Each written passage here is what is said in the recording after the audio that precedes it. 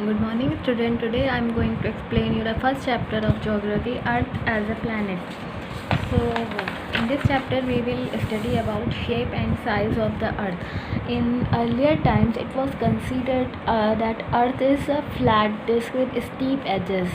But after so many experiments, so many researches, it is found that Earth has a sphere shape. It has a round shape. But after some time, Sir Isaac Newton suggested that the Earth was not a perfect sphere, but it has an oblate spheroid.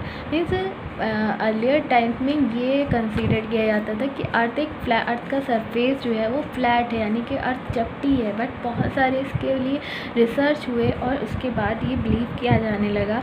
जो Greeks थे, जो Babylons थे and ancient Indians थे, ये consider करते थे कि अर्थ जो है फ्लैट डिस्क है. लेकिन आर्यभट्ट जो फेमस एस्ट्रोनॉमर थे, उन्होंने ये बिलीव किया, ये आफ्टर रिसर्च के अर्थ का जो शेप है वो स्फेरिकल शेप है और ये अपने एक्सिस पे रोटेट करती है.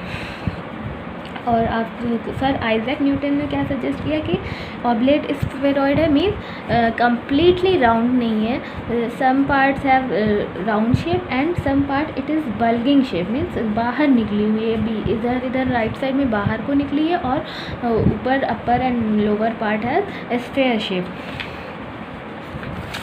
So, what are the experiment that has been used to prove that the Earth is not flat? So, Earth is sphere. This is proven by the circular shadow of Earth on Moon's surface during a lunar eclipse. Lunar eclipse क्या होता है? जब अर्थ और सन और moon के बीच में अर्थ आ जाती है रोटेशन के टाइम पे, तो उसका जो रिफ्लेक्ट पड़ता है मून पर तो वो राउंड पड़ता है. तो इससे क्या प्रूव हुआ कि अर्थ का शेप सर्कुलर है. Circumnavigation also proves that earth is a sphere.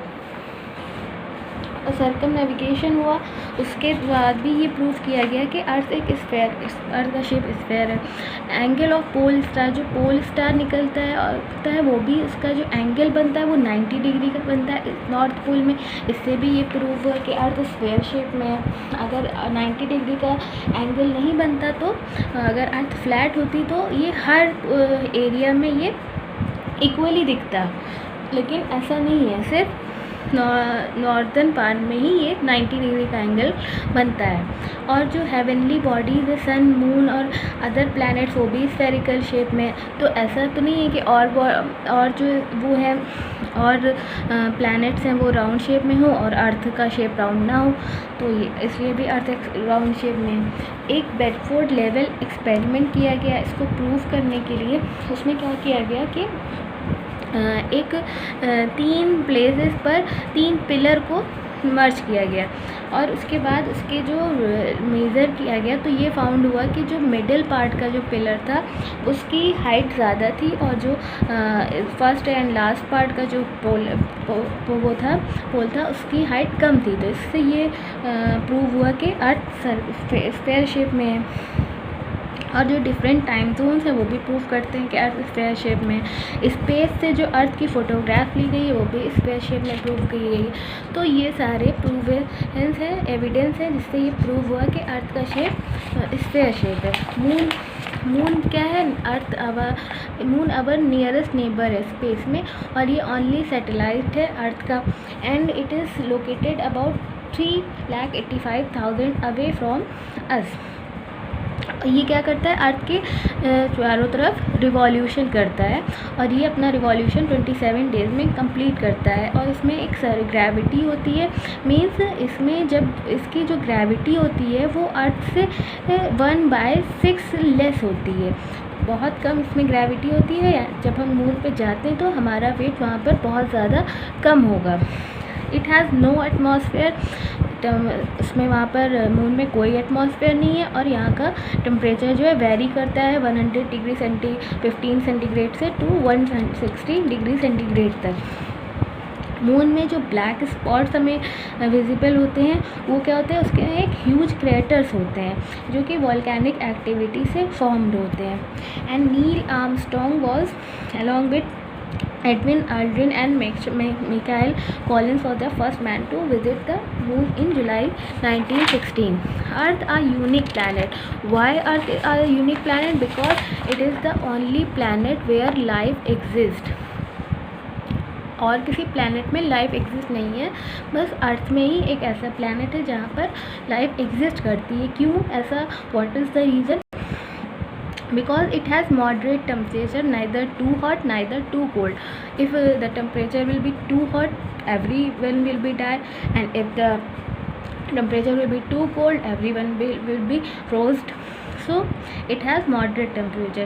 Why? Because it has atmospheric blanket around the earth. इसके चारों तरफ एक एटमॉस्फेरिक ब्लैंकेट है जो हमको अल्ट्रावायलेट रेज से, सन की डेडली रेज से प्रोटेक्ट करता है. यहाँ पर इसमें जो एटमॉस्फेयर में जो गैसेस होती हैं, जो मिक्सचर ऑफ गैसेस होता है, ये भी हमारे लिए, हम लाइफ के लिए इम्पॉर्टेंस होती हैं, क्योंकि इसके थ्रू हमें ऑक्सीजन अवेलेबल होती है.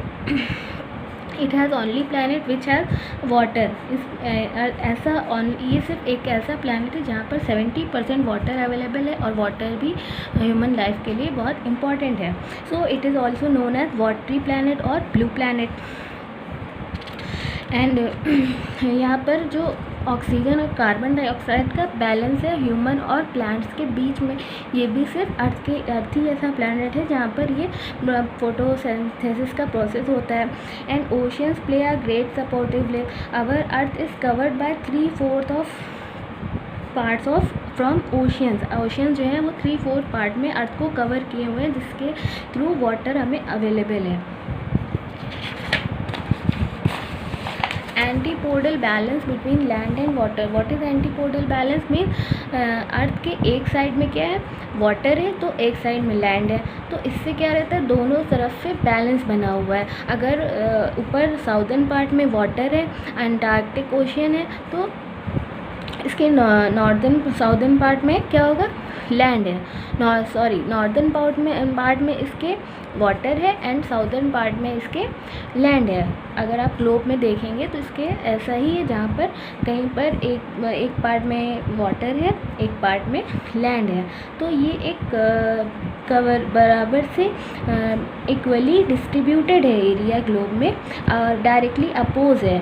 Means one side balance, one side land, one side water. So this is known as antipodal balance. So here the chapter is complete. Thank you.